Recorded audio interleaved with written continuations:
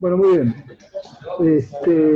Estamos tratando de mantener la actividad académica un poquito y está de moda el coronavirus y vamos a tratar de ver algunas cuestiones metodológicas relacionadas con coronavirus.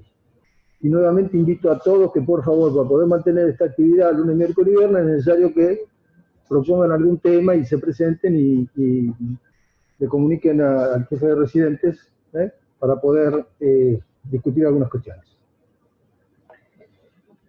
Habitualmente se habla de los... Vamos a hablar de dos palabras de indicadores. Enfermos totales, ¿verdad?, con coronavirus, como una tasa que es los pacientes que están enfermos en relación al millón de habitantes. Bueno, entonces vamos a hablar de indicadores. Enfermos total de coronavirus. ¿Cuáles serían los enfermos ajustados por millón de habitantes, por ejemplo? O nuevos casos en un tiempo determinado. Serían nuevos enfermos ajustados, por ejemplo, a millón de habitantes. ¿Esta tasa a qué está condicionada? ¿A cómo diagnosticamos enfermos? En este caso, enfermos totales o en este caso, nuevos enfermos. Si, por ejemplo, decimos que enfermos son los que tienen clínica, es una historia. Si requerimos que tengan test positivo, es otra. De manera que la cantidad total de enfermos, fácil es esto, queda condicionada a cuál es el criterio para diagnosticar la enfermedad. Y lógicamente los nuevos casos, que es esta tasa en relación a un tiempo determinado o en distintos tiempos, nuevamente queda condicionado a la misma. De modo que, fíjense ustedes cómo la cantidad total de enfermos depende básicamente de cómo hago el diagnóstico de enfermedad. La segunda pregunta es, ¿considero el número absoluto o considero un porcentaje? Es decir, ¿yo hablo de números totales de enfermos o hablo de porcentajes? Como en este caso. Es decir, ¿tengo 1000 enfermos o digo tengo 1000 enfermos por millón? Eso depende. Si uno lo que está haciendo es un seguimiento en una población cerrada, no hay ningún problema, puede manejarse con el número, que es lo que estamos haciendo acá. ¿Por qué? Porque hay tanta diferencia entre el numerador, que son 1000 casos, 1000 casos, 5000 casos, y el millón de habitantes o la población total, que el número de habitantes va prácticamente a estar estable, a pesar de que cada vez hay menos enfermos expuestos por la cantidad de enfermos que van apareciendo nuevos. Es decir, que el número de casos no habría ningún problema en que es la pauta con la cual puedo, en un grupo cerrado, país, ciudad o comarca, analizar cómo está evolucionando la enfermedad. Pero si yo quiero comparar la cantidad de enfermos que hay en distintos países o en distintas ciudades, tengo que ineluctablemente ajustarlo al millón. Por ejemplo, nosotros decimos, ¿cuántos enfermos hay en Brasil? Pero son 250 millones. Digo porque algunas veces eso se trata, puede haber cierta intencionalidad también en ese caso. ¿O cuántos enfermos hay en Estados Unidos? Los americanos no sé cuántos son, 300 millones. 300 millones en realidad. Es decir, que si yo lo que quiero es ver cómo viene la tasa de enfermos en la Argentina, en Buenos Aires, en Quilmes o en lo que sea, con el número nuevo de casos que va apareciendo, como el denominador va a ser prácticamente estable, no habría problemas. Pero si lo que quiero es comparar situaciones, tengo que analizar un valor ajustado a la población. Mortalidad es los muertos sobre los enfermos. Entonces, nuevamente, ¿y cómo diagnosticamos muertos y enfermos por coronavirus? ¿Cómo hago yo el diagnóstico de muertos por coronavirus y enfermos por coronavirus? Es decir, que cómo se utilizan estos criterios depende de cómo me da la tasa de mortalidad. Si, por ejemplo, tomo como enfermos solamente los que tienen una clínica muy florida, es una historia. La mortalidad va a bajar. Si tomo, por el contrario, todo paciente que tiene un test positivo, que tiene síntomas muy notables y demás, la mortalidad va a ser mayor y con el test solamente positivo la mortalidad va a ser menor. Es decir, ¿cómo diagnostico esto? El denominador me va a condicionar la mortalidad. Pero también, ¿cómo hago el diagnóstico de muertes? Por ejemplo, podría ocurrir que en muchas terapias intensivas, algún paciente que se murió con una neumopatía, con una neumonía, se lo consideró muerto por coronavirus y en realidad el paciente se murió por una neumonía de la comodidad. Y esto mismo vale por el tema de terapia intensiva. Este es un indicador que es bastante duro. Total de camas que dispongo y cuántas camas están ocupadas. Y esto se ha dicho acá en Buenos Aires, se dijo, ojo, no tenemos muchas camas ocupadas Por lo tanto, lo que puede estar ocurriendo es evidentemente que no hay una cantidad de pacientes con condición secundaria a un coronavirus con tanta dificultad respiratoria como que ameritan ir a parar a terapia intensiva. Entonces la pregunta es, ¿cómo hago el diagnóstico de camas ocupadas por coronavirus? Pero el problema no termina solamente ahí, sino en esto. Supongamos que esta es la tasa de camas ocupadas históricas, ¿verdad? Ahora, ¿qué es lo que está ocurriendo? Que ahora puede haber caído esta tasa histórica por dos razones. Hay menos circulación de gente, hay menos accidentes de tránsito y hay también menos cirugías programadas, con lo cual los pacientes que terminan en la terapia intensiva por una indicación no relacionada con el corona van a ser muy bajos.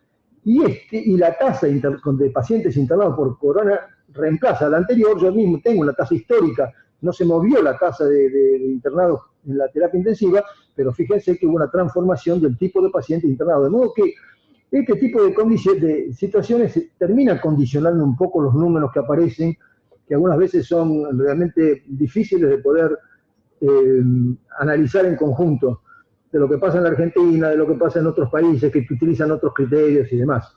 De modo que tanto la mortalidad en cómo definir enfermos y cómo definir muertos por coronavirus y la terapia intensiva, camas ocupadas por corona en relación al total de camas, son variables que en alguna medida ameritan distintas interpretaciones y con ello estamos mandando un mensaje diferente. El otro tema es número de test, que esto se ha puesto de moda últimamente. Test realizados en relación a la población, lo tengo que ajustar. Muy bien. Vuelvo a decir, si lo que estoy comparando son los test en distintos países, tengo que estar ajustándolo. Si por el contrario comparo cómo es la evolución del número de test que se están haciendo en la Argentina, con el número absoluto me alcanzaría. Ahora, esta tasa, test realizados en relación a la población, ¿de qué depende? ¿Cómo estoy indicando el test? ¿Le estoy indicando a pacientes enfermos, a sospechosos o a expuestos? ¿A quién le indico yo el test? Acá hay una gradación. Evidentemente, una cosa es, este es un número menor, esto aumenta el número de casos de corona, y estos evidentemente serían todavía mucho mayor porque había mucha cantidad de pacientes que están transitando y que no están infectados. De manera que la proporción de test en relación a la población está fuertemente supeditada a la indicación del test. Test positivo. Del total del test que yo hago, ¿qué porcentaje terminan siendo positivos? Nuevamente, ¿a quién se indica el test? Se lo estoy indicando a asintomáticos, sospechosos o enfermos. Por ejemplo, en un momento dado se decía que si uno se lo hace a gente de la comunidad, la tasa de test positivo va a ser 10-15%, si se lo hago a pacientes con una sospecha muy fuerte puede llegar a ser 80 o 90%. De modo que este indicador también está relacionado con esta situación, ¿verdad? La otra es correlaciones, se pueden buscar correlaciones. Por ejemplo, si el número de test está asociado con la mortalidad, se busca una relación. Cuanto más test hago, ¿verdad?, menos mortalidad voy a tener, una relación invertida. Lo cual sería en principio lógico, porque yo podría decir, bueno, le estoy haciendo test a los asintomáticos que andan caminando por la calle y evidentemente la tasa de mortalidad, como dijimos antes, va a ser menor. Cuanto más test estoy haciendo, menor va a ser la tasa de mortalidad. Pero ojo, si bien esta relación está, como decíamos recién, condicionada a la indicación del test, también podría estar condicionada a otra cosa, que es la carga viral. Y fíjense cómo podría ser esta historia. Esta es en Italia comunicaron ayer este tipo de datos, ¿verdad? Y dicen, fíjense los datos que comunicaron, entre otros. Ciertas localidades tienen hasta de test positivo, 30% de ellos son asintomáticos. Es decir, la tasa de asintomáticos con test positivo, o mejor dicho, la tasa de asintomáticos dentro de los que tienen un test positivo se incrementa en relación a quien yo estoy chequeando. Y acá llegó en Italia, en algunas comarcas, al 30%. Ellos dicen, hay mayor gravedad cuando hay múltiples exposiciones. Es decir, que estar expuesto a un determinado contagio y seguir sometido a nuevas fuentes de contagio, eso haría una mayor carga viral. Como conclusión de esto, los pacientes presintomáticos aislados tendrían mejor evolución. Y la mascarilla no solo quita el riesgo de contagio, sino que reduce la carga viral. O dicho de otra forma, que acá, en esta relación, podría estar indicando que la mortalidad disminuye, no solo porque le estoy haciendo los test a pacientes que tienen menos grado de enfermedad, sino que se lo estoy haciendo a un grupo de pacientes que al aislarlos tienen menos posibilidad de sufrir repetidas infecciones y con ello disminuir la carga viral. O sea que la carga viral no sería exclusivamente resultado de una inoculación, sino de múltiples inoculaciones, lo cual, en la medida que hago muchos test, yo podría estar aislando a estos pacientes y como consecuencia de ello no estar sometidos a una nueva inoculación y ello podría hacer que la mortalidad se reduzca. Esta es la tasa del test que se hicieron en distintos países, yo puse acá, y cuál es la ubicación que cobra la Argentina, y desde esta perspectiva podría tener cierta significación y agregué Cuba, un país de Norteamérica, o de Centroamérica, con la finalidad de que están haciendo más test que lo que hacemos nosotros, para que no haya otros análisis secundarios a esta, o interpretación secundaria de esto. Y el otro tema es la curva de evolución de esta cuestión. Yo podría colocar acá nuevos casos o la variación porcentual de esos nuevos casos en diferentes tiempos. En el tiempo 1, 2, 3, 4, 5, ¿verdad? Y hacer una correlación de este tipo, donde, ¿qué es lo que estoy haciendo yo en este momento? Estoy simplemente analizando desde acá, al tiempo cero acá, cuántos nuevos casos hubo, o cuánto fue la proporción, cómo fue esta tasa, cómo progresó esta tasa, o qué valor tiene, y después cotejar nuevos casos o nuevos valores porcentuales acá, y ir haciendo, y hacer una curva simplemente de los datos que yo estoy obteniendo en cada periodo de observación. Ahora, la otra posibilidad es tratar de tener una ecuación que me permita a mí definir en relación al tiempo la probabilidad de que haya casos. Ahora estoy tratando de hacer una curva predictiva en relación a números que yo voy obteniendo y después trato de tener una curva de regresión logística que me diga la relación de los casos en relación al tiempo es esta y se describe a través de esta curva, que es una típica curva de regresión logística, en este caso con una única variable que es el tiempo, o covariable. Este es la intersección ASEO y esto sería cómo se modifica porcentualmente o con qué coeficiente va variando momento a momento la curva, ¿verdad? O mejor dicho, toda la curva, en relación a distintos tiempos y este es el logaritmo del odds. Bueno, esto es lo que se llama regresión logística, en este caso con una sola covariable.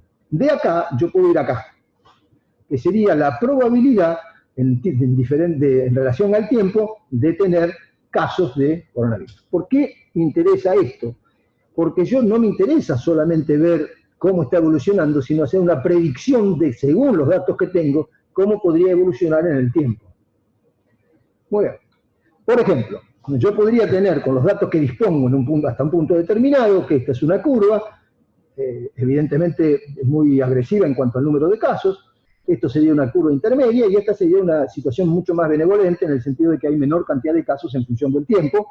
Vuelvo a decir, ¿cómo obtengo estas curvas? A partir de datos, ¿de acuerdo? Que después lo meto en una ecuación y me permite no solo analizar lo que yo ya sabía, sino hacer una predicción a un poco más de tiempo.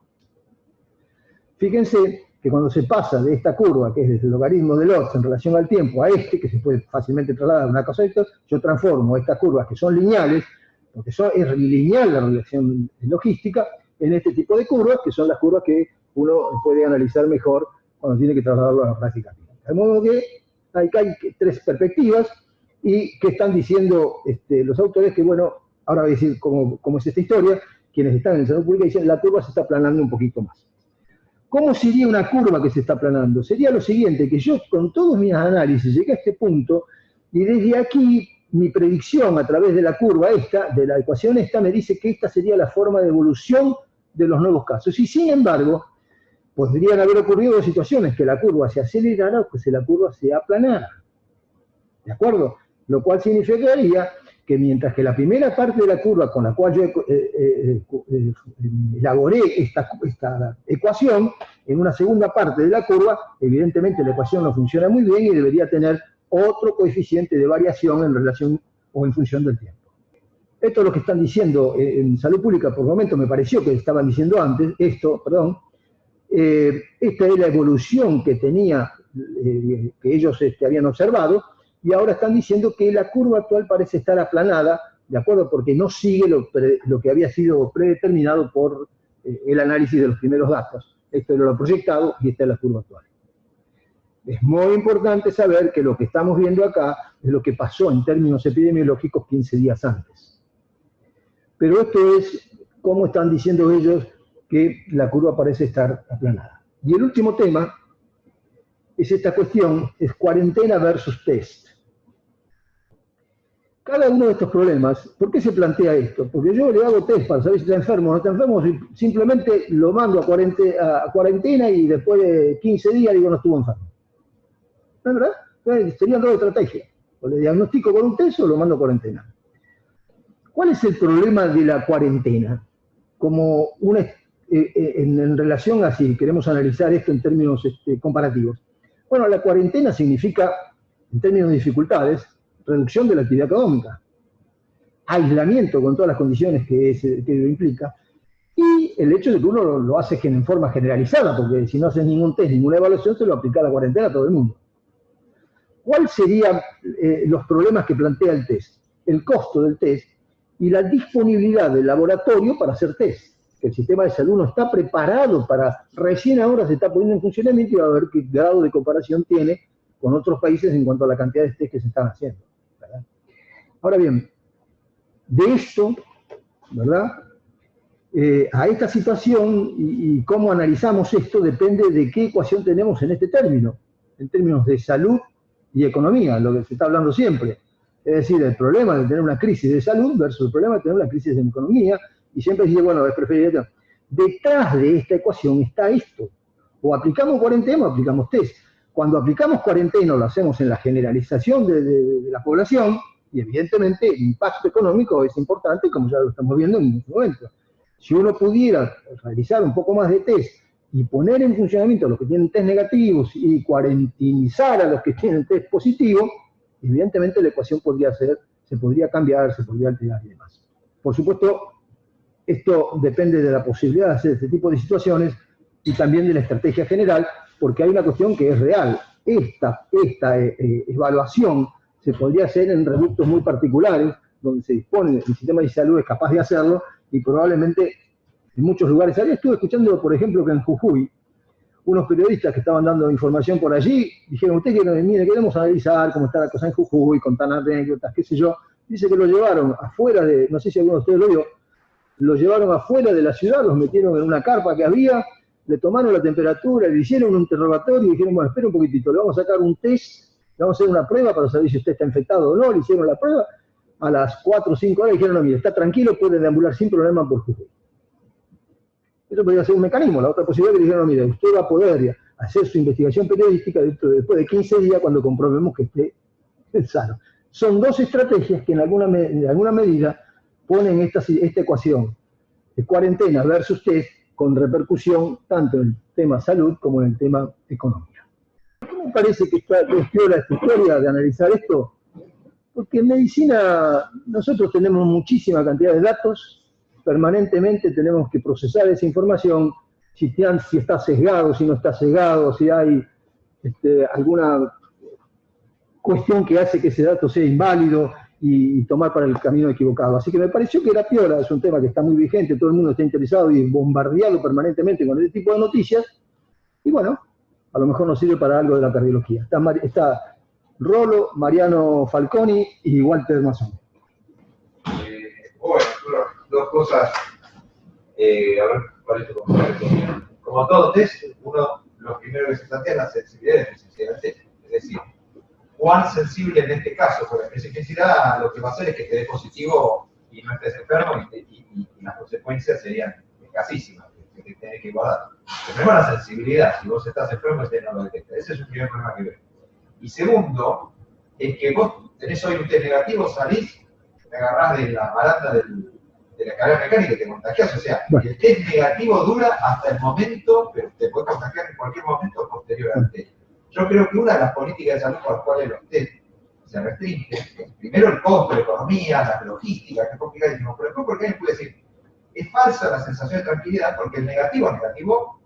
Perfecto. Hasta el test bueno, en adelante puede ser positivo. Tres cuestiones. La primera, hay mucha diferencia entre el número de test en relación a la población en distintos países. Y el nuestro está en el nivel más bajo. De modo que En alguna medida vamos en contra de todo, primer tema. Y eso sería muy particular, sería raro, porque estamos haciendo eso. Así que a mí me parece que el tema central está pasando porque se trata de mandar porque por el costo, que es impracticable a toda la población, y se quiere, en principio, me parece, aplicar una sistemática que sea universal para todos los pacientes, para toda la población. Con respecto a la sensibilidad del test, yo no conozco mucho en detalle, pero me parece, hay dos tipos de test, esto es buscar el virus, y me parece que si se encuentra el virus tiene una de muy alta sensibilidad, hay muy poco falso negativo, salvo que la muestra sea mal tomada. Con respecto a los otros test, que son los que miden la respuesta inmunológica del huésped en relación al test, probablemente requieran un poco más de tiempo y probablemente tengan una tasa de falsos positivos un poco mayor. El otro tema, que vos decís, bueno, pero si el tipo le hacemos un test ahora y sale y se contagia, estamos lo mismo. Con la cuarentena pasa lo mismo. Está en cuarentena hace 15 días, sale, se contagia, estamos lo mismo. Al contrario, tenemos que empezar otra vez con la cuarentena. Así que desde esa perspectiva, ahí no habría diferencia. ¿Cuánto? Muy bueno, Arturo, todo. Dos complicaciones más que nos puede surgir cuando uno ve los datos. Uno es que la propia indicación del test cambia en el mismo país en el mismo periodo de tiempo. Es decir, claro, la primera semana de nuestro brote no definíamos igual a quién le teníamos el test ahora. Pero estamos comparando a veces pera con manzana en el mismo país, y ni siquiera comparar con otro lugar. Claro, es totalmente así, Walter. Y lo otro es que cuando comparamos curvas con otros países, muchos cometen el error de no definir a partir de cuándo estamos comparando, porque no es a partir del primer caso que hubo en ese país, que a veces pasó entre un mes y medio entre el primer caso declarado y lo que se llama brote. Para poder comparar las curvas, uno tiene que definir a qué va a llamar brote, por ejemplo, 20 casos más por día en el primer país, para poder comparar después los primeros 30 días de un país con otro país. Si no, uno he visto que comparan curvas por ahí de países desde que empezó el primer caso en un país y en otro desde que empezó el brote, que esto es tener 20 casos por día. Pero a veces lo que uno lee hay que tener cuidado qué se está comparando, porque si no comparamos exactamente los mismos periodos temporales, digamos, es un error. Coincido totalmente con eso. Dos, que con respecto a cuándo hay que comenzar a contar, a mí me parece que la generalidad de los casos, la generalidad de la información es que se está considerando el primer caso como el punto de partida de la evaluación. Con respecto a que hay cambios en el propio país, en el propio sistema de salud, en lo que va a medida que pasa el tiempo, sí. Y lo que antes, un ejemplo claro es en la Argentina se están haciendo más test que lo que hacían al principio.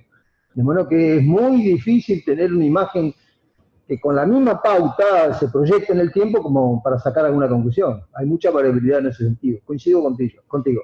Cuando uno pasa en estas cosas, en realidad uno quiere evaluar tres cosas. Primero, el impacto poblacional de uno, ¿no? Segundo, las medidas que toma, a ver si son acertadas o no. Muy difícil en el medio de la pandemia tener un indicador que diga qué medida está acertada o no. Y lo tercero, o por lo menos lo que dicen los epidemiólogos americanos también, es la velocidad, viste, de contagio que hay de esto, o la velocidad que toma la enfermedad en el curso de la pandemia, ¿no? Que vos lo pusiste en curvas y todo eso. Digo para un poco, resumir un poco eso. ¿A vos qué te parece?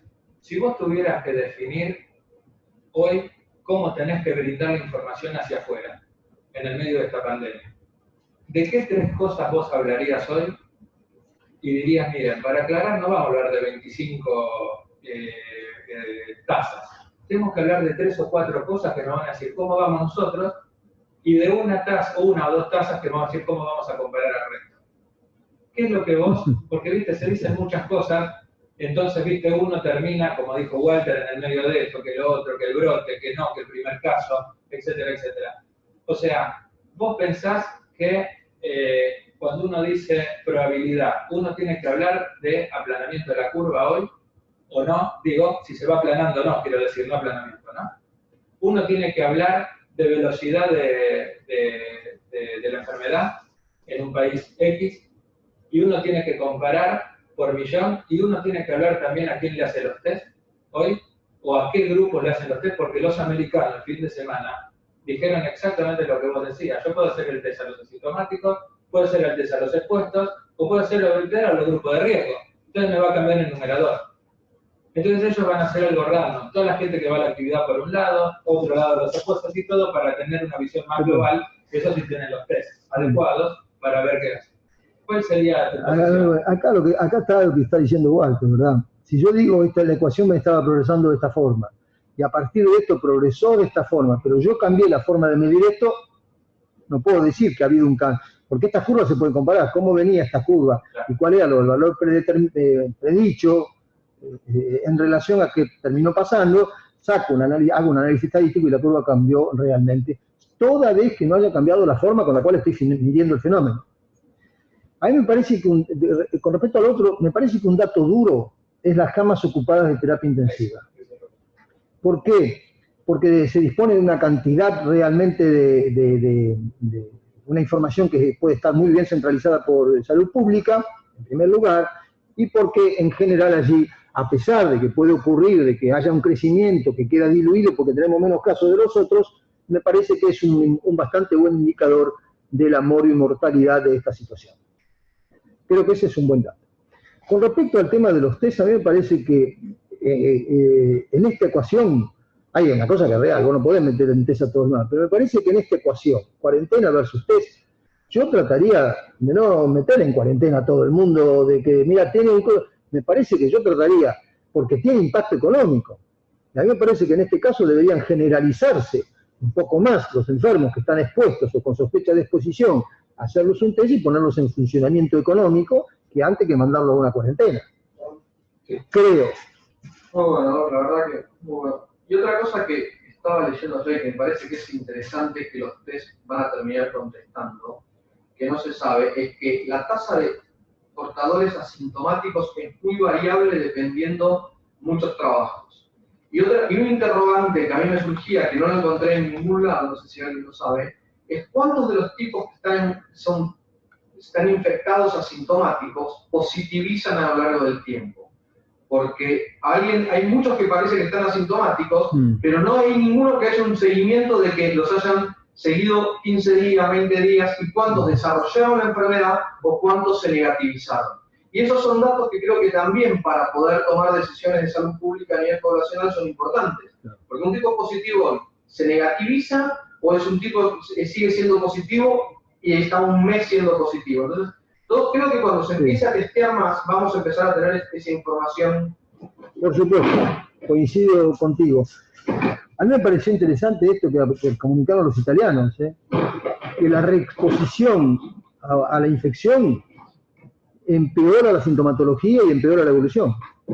O sea, que es dependiente de la carga viral, que la carga viral depende, vos te contagias con uno y a lo mejor pensás que eso es explosión, y no, si te contagia ese, después te contagia otro y te contagia otro, tenés más carga viral y la cosa se empeora. Por lo tanto, sería importante a los asintomáticos que ya tienen una primera carga, decirle, mira, no sigan expuestos a más carga porque pueden andar peor. ¿Será cierto esto? No sé, pero como hipótesis es interesante. Sí, Algo que avala eso es algo que había leído de médicos jóvenes sin factores de riesgo en Italia que tuvieron cuadros muy graves, que eran médicos terapistas que habían intubado pacientes.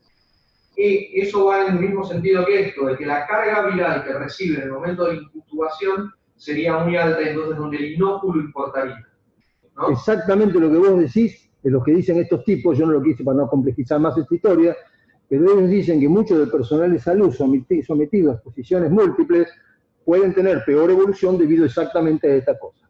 Y la otra cosa que es un dato que para mí pasó un poco desapercibido en la opinión pública, que lo dijo Fernán en una entrevista, es que el 70% de los que dieron positivos que testearon que estuvieron en hoteles estaban asintomáticos. Ahí me pareció como un poco alto. Yo lo escuché cuando lo dije, después no escuché que nadie más tomara ese dato, tampoco lo escuché publicado, yo lo escuché en televisión cuando lo dijo en vivo. Lo dijo 2 veces. Pero me pareció como un dato muy duro. 2 veces. Dijo que el 4% de los que venían del exterior tuvo un test positivo y que 2 de cada 3, o sea, el 66, 70, no tenía ningún síntoma al momento del test positivo. Bueno, para mí esto otra vez depende de cómo se analiza el dato. Si yo trabajo con una población más general de un distrito, es evidente que la tasa de tipos asintomáticos con test positivo va a ser más baja que si trabajo con los que vienen de Italia. Entonces, a lo mejor podría ocurrir que los que vienen de Italia, el 70% aún dentro de los asintomáticos tienen un test positivo, y los que andan ahora en la calle, ese porcentaje cae al 20%, porque evidentemente la prevalencia es distinta en los que vienen de Italia que los que están acá. Así que podría ser correcto. Ahora, lo interesante es lo que decía el gobierno del, ¿cómo se llama? De salud pública, hará 10 días, esto es la variabilidad que hay. Dice, él plantea una serie de preguntas que le interesa a la comunidad y dice, por el momento no existe evidencia de transmisión de esto antes de la aparición de los síntomas. Las personas con síntomas son la causa frecuente de propagación. Y ahora este trabajo, que era de Singapur, decía, ojo con esto, ahora los italianos, todo el mundo está diciendo esto. Hay una correspondencia una con otra, ¿eh? Hay una correspondencia en New England muy lindo, tiene un gráfico muy lindo del primer caso de Alemania, donde que fue una china que viaja a Alemania y los tipos rastrean todos los que vienen y cuándo empiezan con los síntomas. Y el caso 3 y el 5 se contagian en exposición con el caso 1, no el 0, en el espacio 1, y el contacto que tuvieron con él fue antes de que desarrollaran los síntomas. Entonces, justamente lo que plantean es como los tipos dicen, el asintomático contagio. Los coreanos tienen una aplicación en el celular, le piden a todo el mundo que baje esa aplicación, conectada con el, ¿cómo se llama? Con el radar, con GPS, y si el tipo después, en un momento dado, se transforma en un sospechoso, por lo que sea, o se confirma, o lo que pasa, a través de esa aplicación saben todo el circuito que hizo el tipo. Entonces, usted que estaba asintomático y muy bien, y ahora apareció, porque se contagió, le apareció la enfermedad. Bueno, déjeme ver su historial. Van a ver el historial y si usted estuvo acá, después estuvo acá, con qué se vinculó con esto, y arman todo el circuito para tratar de testear a todos ellos y ver qué pasa. Extraordinario. Pero ya en algunos lugares, por supuesto, en algunos lugares se están haciendo, por supuesto, la cantidad de individuos con el cual trabaja un sistema condiciona la posibilidad de aplicar este tipo de técnicas, pero esto se va a terminar aplicando cada vez más. Por supuesto hay una contrapartida. Ojo, estamos avanzando en la intimidad del tipo porque sabemos qué circuito estuvo, por dónde estuvo. Pero ellos dicen, es muy importante porque no toda la gente se acuerda con quién se vinculó.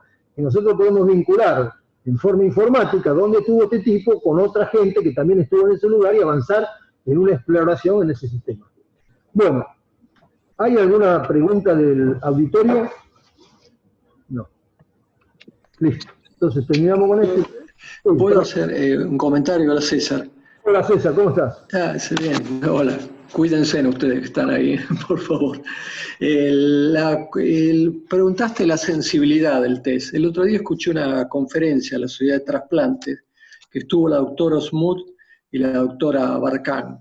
Y dijeron que hay en el mercado cerca de 30 test para detectar, de PCR me refiero, ¿no? Cerca de 30 test. Y la sensibilidad es variable, pero el promedio de la sensibilidad está en 30%. O sea que sigue existiendo un 30% de las personas que pueden tener la enfermedad y aún con el test negativo, que ese es otro problema. ¿30% de test negativos o 70% de test negativos? No. La sensibilidad es 70%, hay un 30% que se escapan. Debe ser. Falsos negativos, un 30%. Lo que yo leí que depende mucho de cómo se obtiene la muestra, igual que el problema que tuvimos en su momento con el KPC. Sí. Pero que no era tan alto. Y por supuesto, bueno, dependerá de la carga viral también, podría ser. No, es cierto lo que decís vos también, depende en parte de las cuestiones de la extracción de la muestra y todo esto, ¿no? Pero el promedio en todos los trabajos es eso, 70%.